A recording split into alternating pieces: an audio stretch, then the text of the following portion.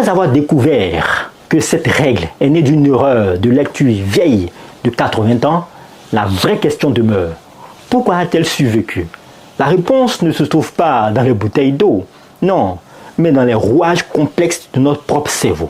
Ce mythe est une illustration parfaite de la manière dont notre esprit, avec tous ses biais et ses raccourcis, peut transformer une information bancale en une vérité absolue. Le plus puissant des raccourcis mentaux est le biais de confirmation. Si vous avez décidé que boire beaucoup d'eau est la clé de votre santé, vous en retiendrez que tous les jours où votre peau est belle et vous l'attribuez à cette consommation d'eau. Le cerveau filtre le négatif et ne retient que le positif, qui valide ce qu'on pense déjà. Il ne cherche pas à savoir, il cherche à avoir raison. Un autre biais tout aussi insidieux est l'heuristique de disponibilité. Notre cerveau a tendance à surestimer la probabilité des événements dont il se souvient facilement. L'information boire de l'eau est bon pour la peau est partout. Par contre, les études scientifiques nuancées sont beaucoup moins accessibles.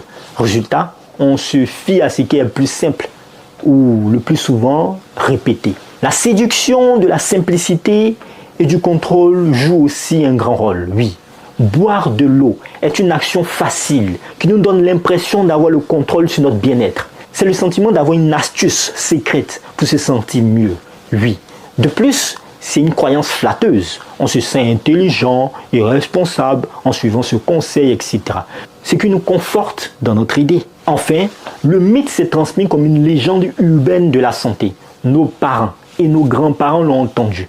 Puis, nous l'avons lu dans les livres et aujourd'hui, nous le voyons dans chaque vidéo. Ce que je mange en une journée et cela sur les réseaux sociaux. La répétition constante dans les médias a ancré ce mythe dans l'inconscient collectif. Il est devenu une part de notre culture, une vérité qui ne demande plus à être prouvée, mais simplement répétée.